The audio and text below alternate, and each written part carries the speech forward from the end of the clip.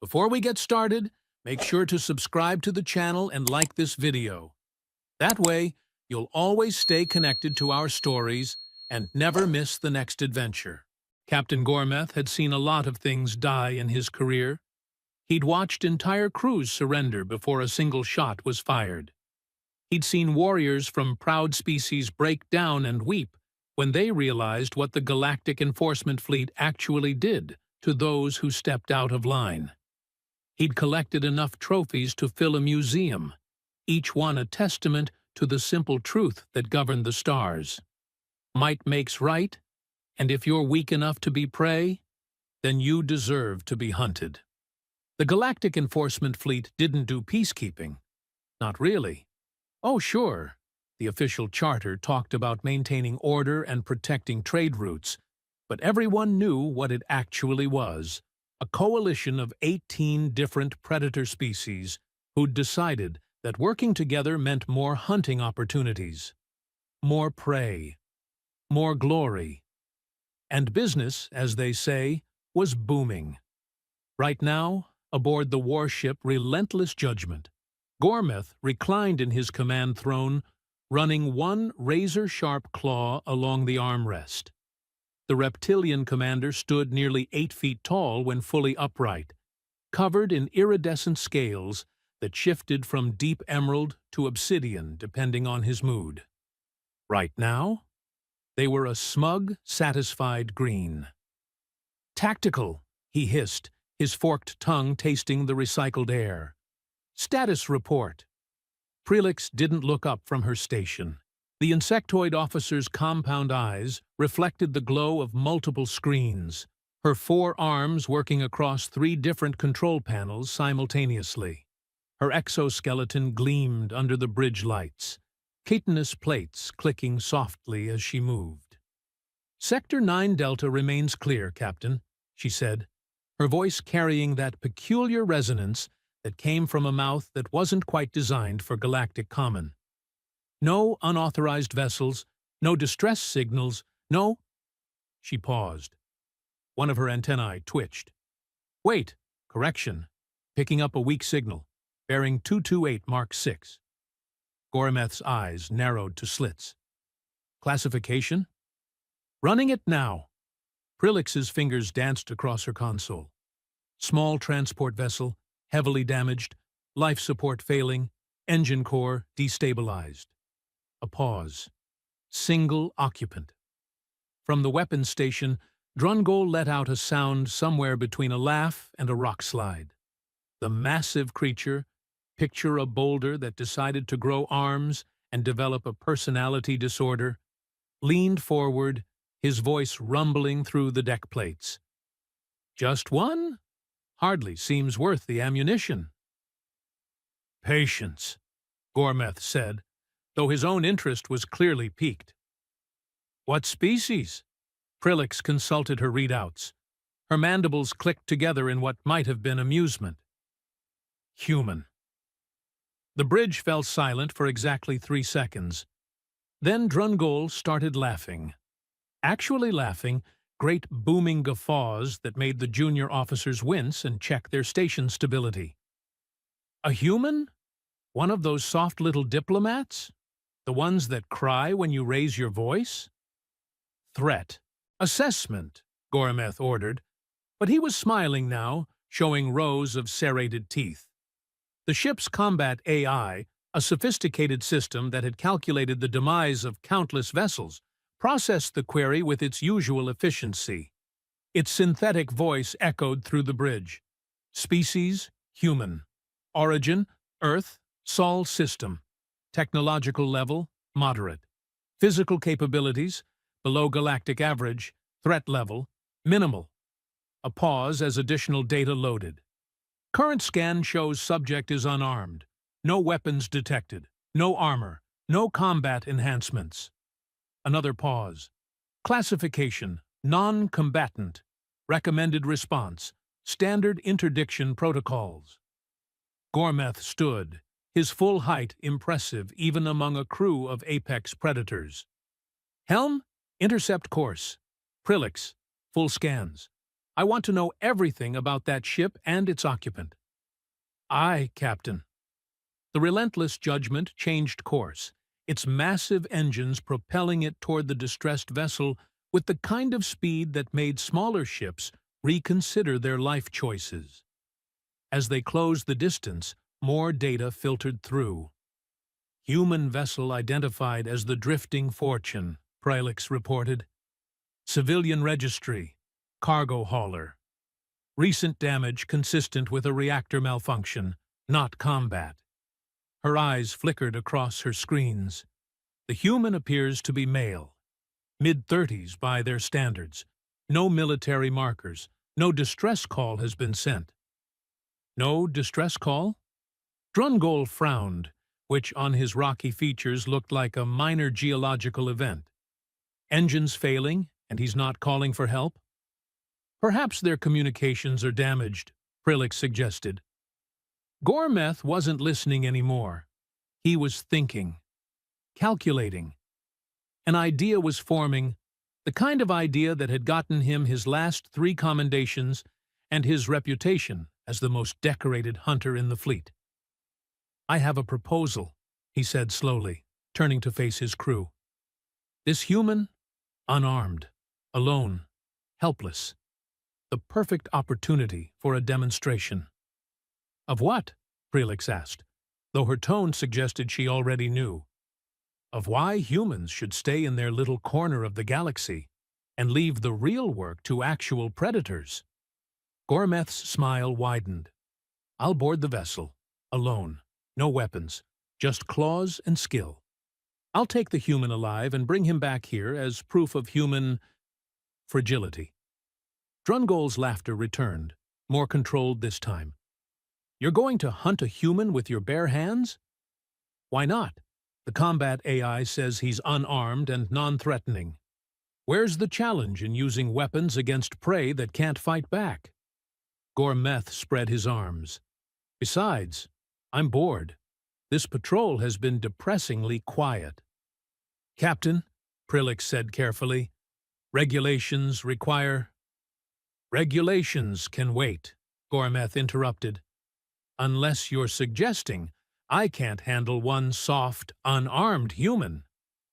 The insectoid officer's antennae flattened against her head, her species equivalent of a shrug. Not at all, Captain. I merely thought you might want the crew to witness your prowess. Record everything, Gormeth ordered. I want this documented. When we return to command, I want every species in the coalition to see what happens when humans try to play in our galaxy. He moved toward the airlock, already planning his approach. Humans were supposed to be emotional creatures, easy to frighten, quick to surrender. This would be over in minutes. Maybe he'd even go easy on the creature, make it last a bit longer for the entertainment value. Weapons, disable their engines, he called over his shoulder. I don't want them running while I'm aboard. With pleasure, Captain. The relentless judgment's targeting systems locked onto the Drifting Fortune with contemptuous ease. A single precision pulse, barely a sneeze by the warship's standards, lanced out and struck the smaller vessel's engine assembly. The human ship shuddered, what little propulsion it had left dying with a sputter of radiation. Direct hit, Drungol reported. They're dead in space, not going anywhere. Perfect. Gormeth sealed his tactical suit. Light armor, nothing heavy, just enough to protect against environmental hazards. No weapons. He'd made a point of that. Prelix, get me a layout of that ship. Transmitting to your display now. A holographic schematic appeared on Gormeth's wrist unit. The Drifting Fortune was a standard human cargo hauler. 3 decks, maybe 60 meters bow to stern. Cramped by GEF standards, but then again, humans were smaller, weaker, designed for comfort, not combat. The current scan showed the human's position, cargo bay, 2nd deck, moving slowly, probably injured from the reactor damage. This was going to be pathetically easy. I'm going in, Gorometh announced. Keep the channel open. I want you all to hear how quickly this ends. The boarding tube extended, magnetic clamps locking onto the human vessel's airlock with a satisfying clunk. Gorometh cycled through, the hatch hissing open to reveal the darkened interior of the drifting Fortune. Emergency lighting bathed everything in a sickly red glow. The corridor ahead flickered with unstable power, shadows dancing across bulkheads. The air tasted of ozone and leaking coolant. "I'm in," Gorometh reported, his voice carrying back to the relentless judgment. "Proceeding to the cargo bay." "Confirmed," Prelix's voice crackled in his ear. "Target is stationary. 40 meters ahead, down one deck." Gorometh moved through the ship with the confidence of a predator who'd never known defeat. His claws clicked against the deck plating. His eyes, designed for low-light hunting, picked out every detail in the gloom. The human ship was a mess. Panels hung loose, wiring exposed, conduits dripping fluids that probably shouldn't be dripping. The reactor malfunction had done a number on the poor vessel. It was honestly surprising the human had survived this long.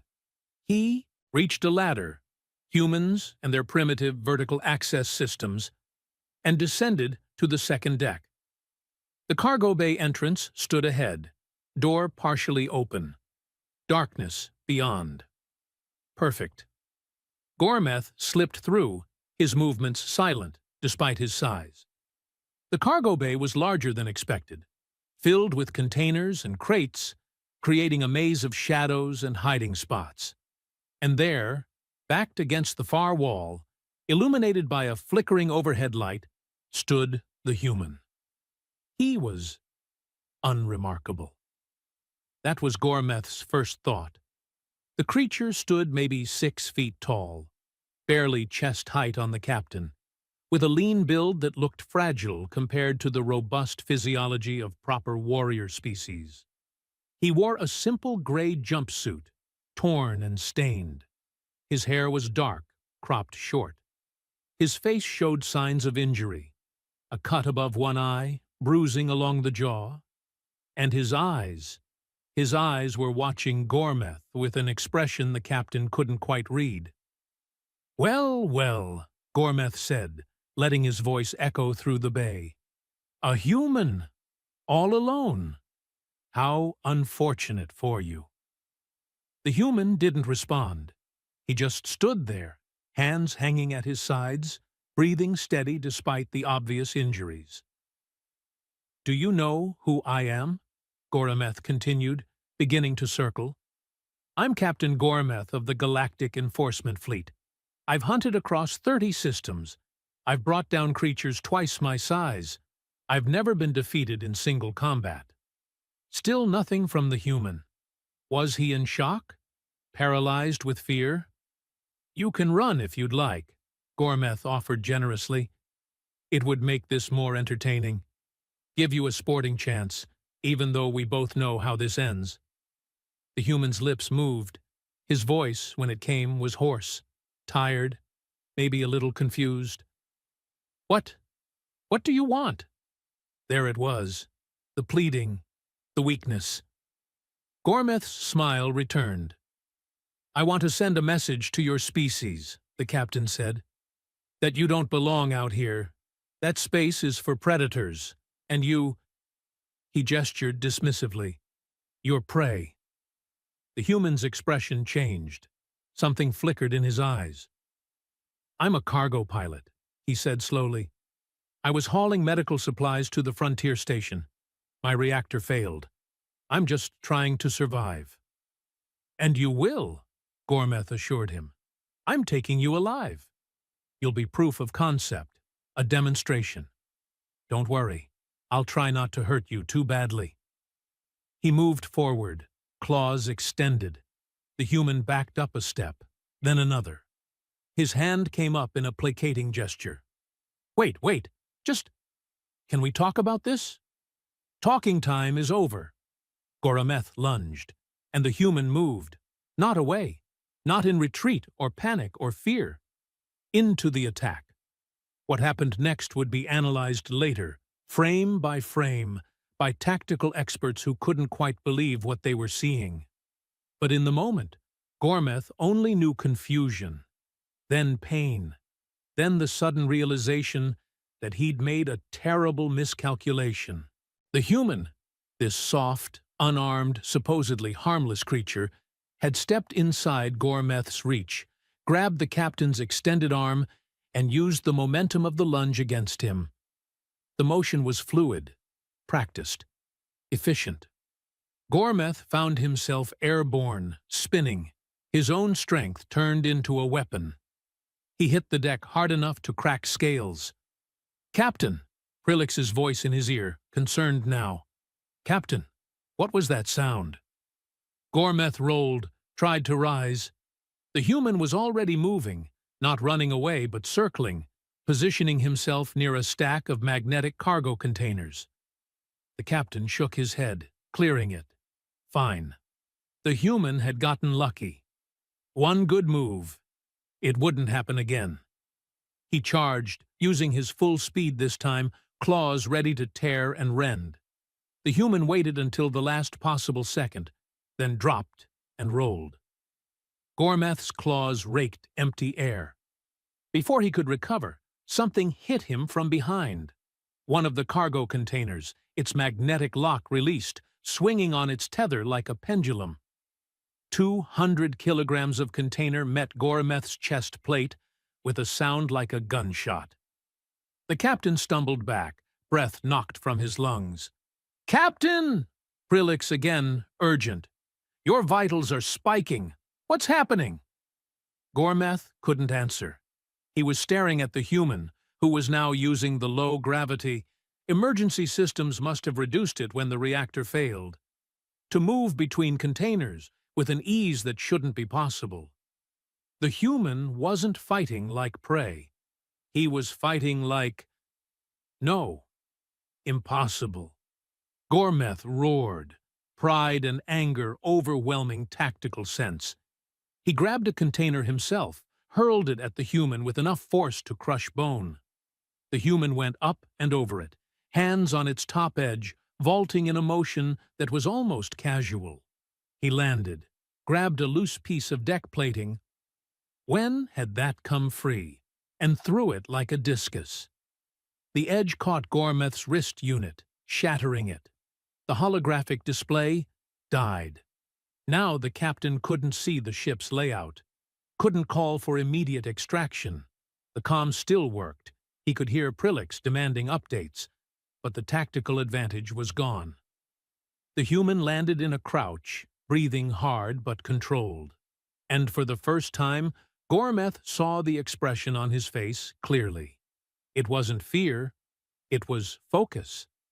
The cargo bay suddenly felt a lot smaller. And Captain Gormeth, decorated hunter, apex predator of the Galactic Enforcement Fleet, realized with creeping horror that he might not be the apex predator in this particular room. The human straightened slowly, eyes never leaving the captain. "You wanted to hunt?"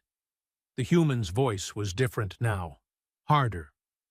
"Okay, let's hunt." Prilix's mandibles clicked rapidly, her species' version of nervous energy, as she watched Captain Gormeth's vital signs fluctuate on her display.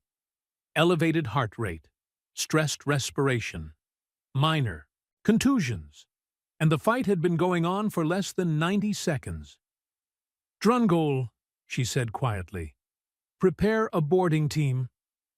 The massive weapons officer turned from his console, confusion etched across his rocky features. The captain ordered. I know what he ordered. Prepare the team anyway.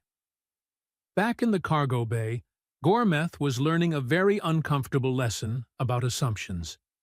The human, Tom, according to the ship's registry that Prilix had pulled up, moved through the maze of cargo containers like water finding cracks in stone. Every time Gormeth thought he had the creature cornered, Tom was already somewhere else, using the damaged ship's layout like he'd designed it himself. which Gormeth was beginning to suspect. Maybe he had. "Stand still, you little—" Gormeth's words cut off as a wrench sailed past his head, missing by centimeters. Where had that come from? Tom emerged from behind a container stack, another tool already in hand. "You wanted sport, right? I'm trying to be accommodating here." The captain's scales had shifted to an angry crimson. He feinted left, then dove right, trying to catch the human off guard. Tom dropped flat, and Gormeth sailed over him, crashing into a supply crate. Medical supplies scattered across the deck. Bandages, stimulants, emergency rations. "Medical supplies to the frontier station," Tom had said. Gormeth's mind was working now, even through the rage. Frontier Station served the outer colonies, people who couldn't afford the core world hospitals, children, the elderly. This human had been on a mercy run, and Gormeth had attacked him for sport. Tom was on his feet again, backing toward the bay's far corner. He stumbled slightly, favoring his left leg, finally showing weakness, finally vulnerable. Gormeth charged, putting everything into this final rush. Tom waited, waited, waited, then grabbed a hanging support cable and swung himself up and over, boots catching Gormeth square in the face as he passed. The captain's head snapped back. His vision exploded into stars. When it cleared, he was on his back, staring at the cargo bay ceiling, and Tom was standing over him, holding a cargo net release lever. "Don't," Gormeth managed. Tom pulled the lever. 300 kilograms of reinforced netting dropped from the ceiling. Standard cargo restraint system, designed to prevent loads from shifting during transport, and wrapped around the captain like a cocoon. Gormeth thrashed, claws tangling in the mesh, but the more he struggled, the tighter it became. Tom stepped back, breathing hard, one hand pressed against his ribs. "Sorry about this," he said, not sounding particularly sorry. "But you did break into my ship." "Captain!" Prillix's voice crackled through the fallen comm unit. "Captain Gormeth, respond." Tom limped over, picked up the device, looked at it thoughtfully. Then he pressed the transmit button. "Your captain is alive," he said, simply. "Just tangled up at the moment." Silence from the other end. Then, "Who is this?" "Tom, I own this ship. Well, owned. Past tense. Pretty sure the insurance won't cover attacked by alien hunting party." He paused. "You might want to come get him before I decide to space the cargo bay. Accidents happen on damaged vessels." More silence. Then a different voice, deep, rumbling, angry. "Human, if you've harmed our captain, then what? You'll do what you were already planning to do?" Tom's voice had lost its levity. "Look, I don't want trouble. I just want to repair my ship and get these medical supplies to people who need them. But if you're determined to make this difficult—" He glanced around the cargo bay, calculating. The damaged reactor was 2 decks down. If he overloaded it, set the containment to fail in a specific pattern, the explosion would take out both ships. Mutually assured destruction. The oldest deterrent in the book. "I'm sending coordinates for docking," Prylix's voice returned, carefully neutral. "We will retrieve our captain, and then we will discuss terms." "Terms sound good," Tom said. "I'm partial to the term, leaving me alone, personally." He dropped the comm unit and sank down against a container, exhaustion finally catching up. His ribs screamed. His leg throbbed. The cut over his eye had reopened, blood trickling down his face. But he was alive. And more importantly, he'd just taught the Galactic Enforcement Fleet's most decorated hunter that humans weren't quite as soft as their threat assessment suggested. Through the cargo bay window, Tom could see the massive warship repositioning. Lights flickered along its hull as docking mechanisms extended. They were coming. Multiple hostiles this time, probably. Armed, angry, looking for revenge. Tom closed his eyes and started running calculations. The reactor core, the life support backups, the emergency bulkhead controls. Every damaged system was a potential weapon if you knew how to use it right. And Tom had spent the last 3 hours mapping every single failure point on this dying ship. If they wanted to escalate, well, he'd show them what a cornered human could really do. The airlock cycled open with a hiss that sounded, to Tom's battered ears, remarkably like a threat. He'd used the 15 minutes of prep time wisely, positioned himself near the cargo bay's secondary exit, rigged the main reactor's magnetic containment to fail on his command, just a small tablet, jury-rigged from the ship's damaged navigation system, sitting in his pocket. Set the atmospheric controls to vent oxygen from specific sections. Mapped every service conduit and crawl space.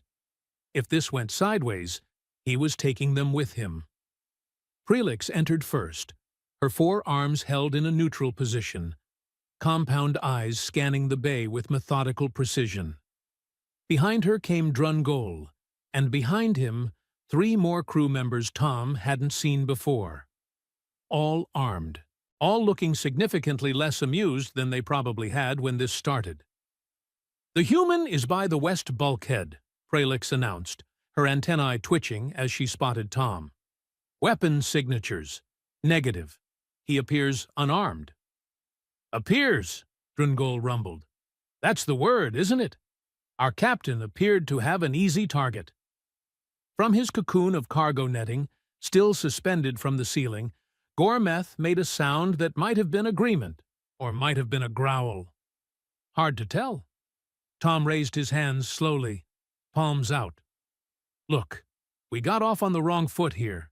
How about we cut your captain down, you take him back to your ship, and we all pretend this was a really awkward first contact situation?" Prelix's mandibles clicked in what might have been amusement. Pretend. Interesting word choice. She moved closer, careful, studying him. "You injured a Galactic Enforcement Fleet captain. In single combat, without weapons. Do you understand the implications? That your threat assessment system needs an update?" One of the other crew members, a lithe, crystalline creature whose name Tom didn't know, laughed. Actually laughed. Then stopped when Drungol glared at them. "Release the captain," Prelix ordered. Tom hobbled to the control panel, keeping his movements slow and visible, and lowered the netting.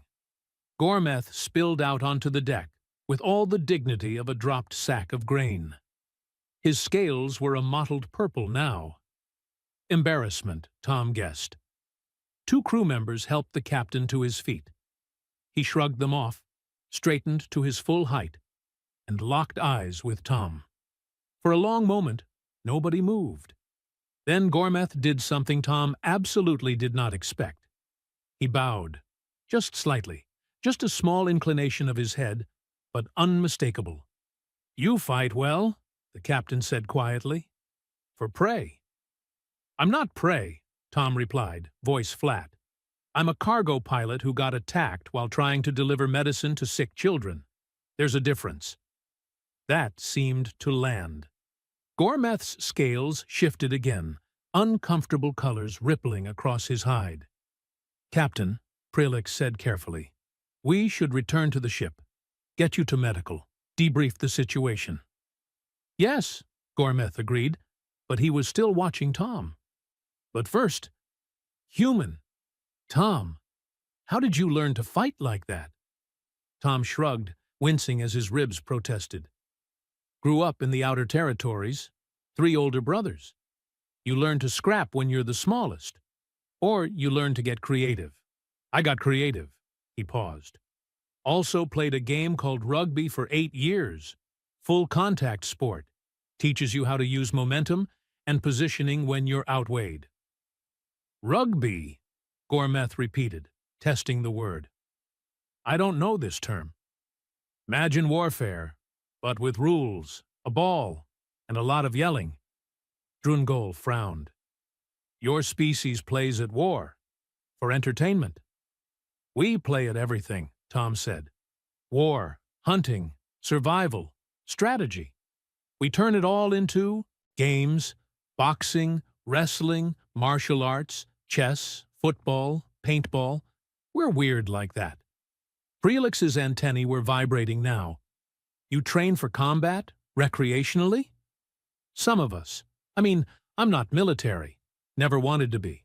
But yeah, on Earth, combat sports are pretty common. Billions of people watching, participating, competing. Tom leaned against the bulkhead, suddenly very aware of how tired he was. It's what we do when we're not actually fighting. Practice fighting. The aliens exchanged glances. Tom could see the calculations happening behind their eyes. Captain, Prilix said softly, we should inform command about this. Agreed. Gormeth straightened, some of his earlier pride returning despite the bruises. Human Tom, you will come with us. Not as a prisoner, he added quickly when Tom tensed. But we need to update our species database. This information about human capabilities, it's critical. I've got medical supplies to deliver, Tom said. People are waiting for them. We'll deliver them, Prilix offered. Our ship is faster. We can have them to Frontier Station in 6 hours instead of 3 days. Tom wanted to argue. Wanted to tell them to go to hell and limp away on his dying ship. But the truth was, the drifting Fortune wasn't going anywhere without major repairs. And those supplies were time-sensitive. Fine, he said finally, but I'm coming along. I promised those supplies would arrive, and I keep my promises. Back aboard the Relentless Judgment, the crew gathered in the medical bay while their doctor, a being that looked like a collection of floating tentacles in a containment suit, patched up Gormeth's injuries. Minor fractures, bruised organs, damaged pride that would take longer to heal than the physical wounds. Tom sat on a separate examination platform, letting another medical technician seal the cut over his eye and wrap his ribs. Every member of the crew found an excuse to pass through, ostensibly checking on their captain, but really studying the human who'd taken him down. I don't understand, Drungol said, breaking the uncomfortable silence. Our scans showed you as minimal threat, below galactic average in strength, speed, durability. The data doesn't match what happened. Tom accepted a pain medication patch from the technician and pressed it against his neck. Your scans probably measured peak performance, right? Maximum strength, maximum speed. Of course. There's your problem. You measured the wrong things. Tom settled back, letting the medication work. Humans aren't the strongest. We're not the fastest. But we're persistent, adaptable. We're endurance hunters. Back on Earth, before we had weapons, you know how we caught prey? We chased it. For hours, for days sometimes. We just kept coming until it collapsed from exhaustion. Prilix's compound eyes widened. That's horrifying. That's evolution. Tom smiled, though there wasn't much humor in it. And we're omnivores. We can eat almost anything, survive in almost any environment. Deserts, tundra, jungles, mountains. We've got settlements in all of them. We adapt. But that doesn't explain the combat skills, Gormeth said from his platform. The tactical awareness, the way you used the environment. Tool use, Tom said simply. We've been using tools for millions of years. Everything's a tool to us. Everything's a weapon if you're creative enough. That cargo net? Tool. Those containers? Tools. Even the low gravity was a tool once I figured out how to use it. The medical bay had gone very quiet. You're saying, Prilix spoke slowly, that every human has this capacity? This ability to turn any environment into a weapon? I mean, some are better at it than others. But yeah, basically, it's how we think, how we problem solve. Tom gestured at the warship around them. This ship? To you, it's a warship. To me, it's a collection of systems that can be exploited, redirected, or sabotaged depending on what I need. Drungol took a step back. That's not normal. That's not how prey species think. We're not prey, Tom said again, harder this time. We're apex predators who learn to cooperate. Pack hunters with technology. That's what makes us dangerous. And you're not even military, the crystalline crew member said, voice awed. You're civilian transport. Right. Imagine what our actual soldiers can do. That hung in the air like a bomb. Gormeth slid off the examination platform, moving carefully. His scales had settled into a thoughtful gray-blue. Human, Tom. I apologize for attacking you. I made assumptions based on incomplete data. That was unprofessional. Tom blinked. He hadn't expected that. Apology accepted. For what it's worth, I'm sorry I had to kick you in the face. Seemed like the only option at the time. A sound escaped Gormeth that might have been a laugh. It was effective. Humbling, but effective. Captain, Prilix said, we need to contact Fleet Command. Update the human species classification immediately. If one unarmed civilian can do this. She didn't finish the sentence. She didn't need to. Agreed. Gormeth turned to Tom. You mentioned Earth has billions of these humans? Last census put us around 11 billion, give or take. 11 billion apex predators, Drungol said faintly. With technology, with ships, with weapons we haven't even seen yet. Tom's smile was sharp. And you know what's really fun? We're one of the more peaceful species on our planet. You should see what our ocean predators can do. Or our bears. Or our big cats. Earth is basically a death world that we happen to be mean enough to survive on. Prilix's antennae drooped. I need to sit down. You're already sitting. Then I need to sit more. Gormeth looked at Tom with something that might have been respect, or might have been fear. Probably both. The galaxy, he said slowly, is not prepared for your species. Probably not, Tom agreed. But hey, we're friendly. Mostly. As long as nobody tries to hunt us for sport. The pointed silence that followed was delicious. The bridge of the relentless judgment was designed to intimidate. Vaulted ceilings, weapons displays along the walls, viewing screens that could show a target's final moments in crisp, horrifying detail. Right now, those screens showed something far less dramatic, but infinitely more concerning. A data stream flowing from the ship's AI to Galactic Enforcement Fleet Command. Feldris stood at the center console, his 4 eyes tracking multiple readouts simultaneously. The strategist was built like a praying mantis crossed with a scholar. Tall, thin, with limbs that seemed too delicate for military service, but hid surprising strength. He'd taken command after Gormeth's incident, and was now dealing with the political fallout. Fleet Command is requesting video confirmation, he said, his voice carrying the careful neutrality of someone who knew his next words would be recorded and analyzed. They don't believe the initial report. Show them, Gormeth said from his position near the weapons console. His pride was still bruised, but his professional instincts had kicked in. This was bigger than personal embarrassment. The main screen shifted, displaying the cargo bay footage. Every crew member on the bridge watched in silence as the fight played out again. Gormeth charging, Tom moving with economy and precision. the cargo container swinging, the deck plate thrown like a weapon, the final moments with the netting. From the command channel, a voice crackled. "Explain to me how a decorated captain of the enforcement fleet was defeated by an unarmed civilian." Tom, who'd been standing quietly near the back of the bridge, raised his hand.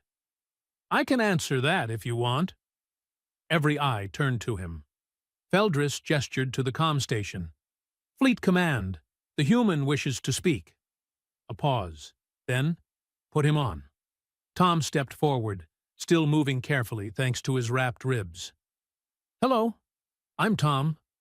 I haul cargo for a living. Your captain attacked my ship while I was transporting medical supplies. I defended myself using available resources and basic physics. No offense to Captain Gormeth. He's clearly a skilled fighter. But he made some tactical errors based on bad intelligence."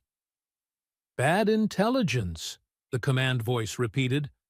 "Our combat AI rated you as minimal threat.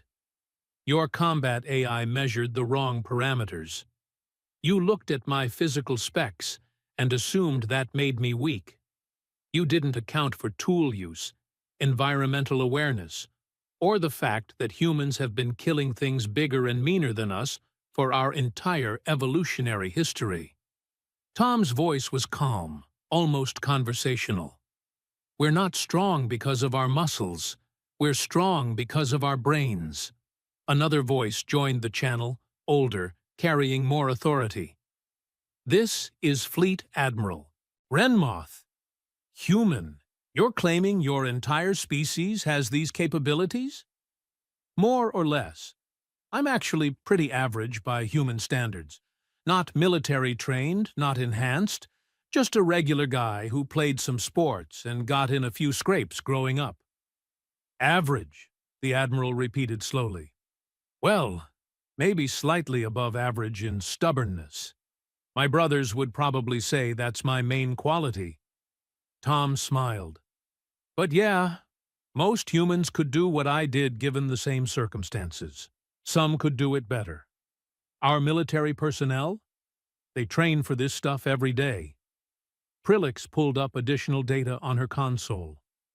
"Admiral, I'm transmitting information we've gathered about human recreational activities. They have organized combat sports, millions of participants, billions of viewers. They practice fighting for entertainment." "We also have martial arts," Tom added helpfully. "Formalized fighting systems developed over thousands of years.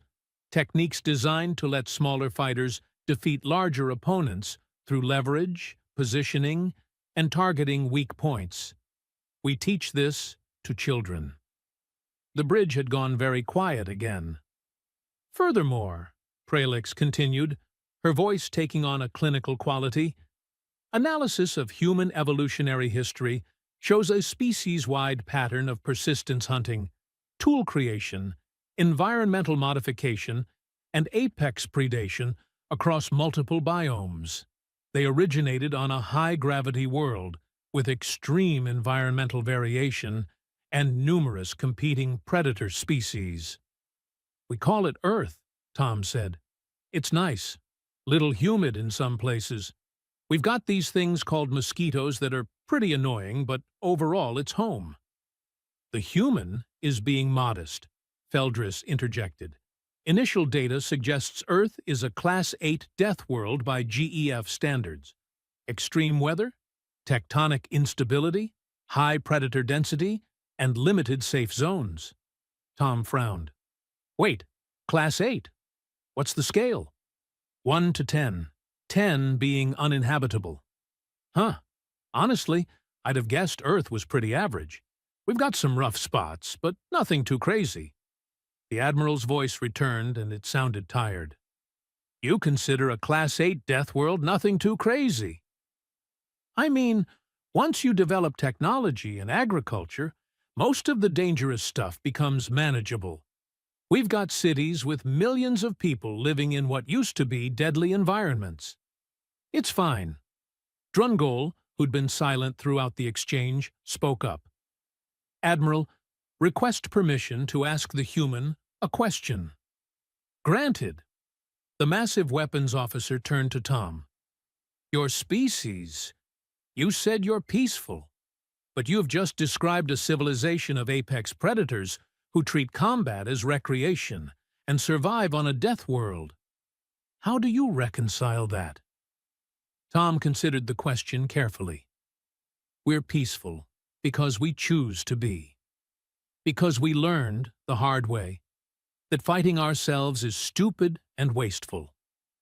We had wars that killed millions. We developed weapons that could destroy our entire planet. And we looked at that and decided maybe cooperation was smarter than constant conflict. He paused. But just because we chose peace doesn't mean we forgot how to fight. It just means we're really, really motivated to avoid it. Until someone attacks you, Gormeth said quietly. Until someone attacks us, Tom agreed. Then we remember. The comm channel crackled. A new voice, sharp and analytical. This is Intelligence Officer Morphin. I need clarification. The human fought defensively, using environmental factors. What would offensive human combat look like? Every eye turned back to Tom. He shifted uncomfortably. I'm really not the person to ask about that. I'm civilian. But, okay, hypothetically, if Earth military forces decided to go offensive, he thought about the history feeds he'd watched, the documentaries, the old war footage. You'd be dealing with coordinated pack tactics, asymmetric warfare, psychological operations, and a willingness to sacrifice individual units for strategic objectives. We're really good at adapting to enemy strengths and exploiting weaknesses. Also, we hold grudges, like generational grudges. It's a thing. Concerning, Morphin said flatly. Yeah, we're working on it. Therapy helps. Admiral, Prilix said, bringing up another display, I'm also seeing data on human technological development. They achieved spaceflight in less than 12,000 years from the development of agriculture. That's exceptionally fast, by galactic standards. We got impatient, Tom offered. Wanted to see what was out here. And what have you found? The Admiral asked. Tom looked around the bridge, at the weapons displays, at the crew that had been ready to hunt him for sport, at the massive warship designed for intimidation and violence. Honestly, I found out that the galaxy's kind of like Earth used to be. Lots of predators, lots of territorial disputes, lots of species trying to prove their apex. He smiled, and there was something knowing in it. The difference is, we've already been through that phase. We know how it ends. And how does it end? Feldris asked. Eventually? Cooperation or extinction? Those are pretty much the only options once you develop technology advanced enough to destroy yourself. Tom shrugged. We chose cooperation. Well, mostly. Still working out some details. The comm channel went silent for several long moments. Tom could almost hear the calculations happening on the other end. The strategic assessments. The threat evaluations being completely rewritten. Finally, the Admiral spoke. Human Tom, what are your species' intentions regarding galactic expansion? Trade, mostly. Cultural exchange, science. We're curious about other species. Want to learn, share knowledge, maybe establish some colonies on uninhabited worlds. Tom's voice was genuine, earnest even. We didn't come out here looking for conquest. We came looking for neighbors. But if threatened? Tom's expression hardened. Then you find out what 11 billion apex predators with space-capable technology can do when they're motivated. But I really, really hope it doesn't come to that. Another pause. Then, Fleet Captain Gormeth, this is Admiral Renmoth. I'm issuing a fleet-wide directive effective immediately. Human vessels are to be classified as priority diplomatic contact. No interdiction, no hostile action, no hunting. Any engagement requires command-level authorization. Understood? Understood, Admiral, Gormeth replied crisply. Furthermore, Intelligence Officer Morphin will be assembling a task force to completely reassess the human threat profile. We need accurate data before any species makes a catastrophic mistake. The Admiral's voice carried weight. Human Tom, on behalf of the Galactic Enforcement Fleet, I apologize for the attack on your vessel. It was based on inaccurate information and poor judgment. Tom blinked. Apology accepted? We will repair your ship, compensate you for time lost, and ensure your medical supplies reach Frontier Station within the next 4 hours. Additionally, you'll be provided with updated navigation data and access codes that should prevent future misunderstandings. That's actually really helpful. Thank you. Don't thank me yet. You're going to be questioned extensively by our intelligence division. Everything you can tell us about human culture, military capabilities, and technological development. Fair warning. Tom sighed. Yeah, I figured. Fine. But after we deliver those medical supplies, people are waiting. Agreed. Gormeth, make it happen. Yes, Admiral. The comm channel closed. The bridge erupted in quiet conversation, crew members exchanging glances and whispered comments. Prilix was already pulling up star charts, plotting the fastest route to Frontier Station. Drungol was staring at Tom like he'd grown a second head. Feldris approached, his movement fluid and careful. Human, Tom? I have a question. Personal curiosity. Sure. You rigged your reactor to overload if we'd chosen violence. Would you actually have done it? Killed yourself and destroyed both ships? Tom met his eyes steadily. If it meant stopping people who hunt civilians for sport from doing it to someone else? Yeah, I would have. He paused. Humans are really big on the whole better to die standing than live kneeling thing. It's kind of our brand. Feldris's mandibles clicked softly. Terrifying. We prefer determined. Those are the same thing from my perspective. Tom laughed, winced as his ribs protested, and accepted a steadying hand from one of the crew members. Fair enough. Gormeth approached, moving carefully. His scales had shifted to a contemplative blue-gray. Human Tom, when this is over, when your supplies are delivered, and intelligence has finished with you, I would like to learn more about this. Rugby, Tom grinned. Captain, I would be delighted to teach you. Though I should warn you, it's full contact. You might actually get hurt this time. The bridge erupted in what might have been laughter from some species and horrified gasps from others. And Gormeth, decorated hunter, apex predator of the Galactic Enforcement Fleet, smiled. I look forward to it. The relentless judgment jumped to faster-than-light travel, carrying its cargo of medical supplies, its humbled crew, and one very tired human who'd accidentally taught the galaxy an important lesson. It doesn't matter if a human has a gun, are the weapon. The tools just help them be efficient about it. And somewhere in the vast databases of the Galactic Enforcement Fleet, a single line of code updated across every combat AI in service. Species, human threat level, maximal combat status, armed, always, recommended action, diplomatic contact. Only note, designation.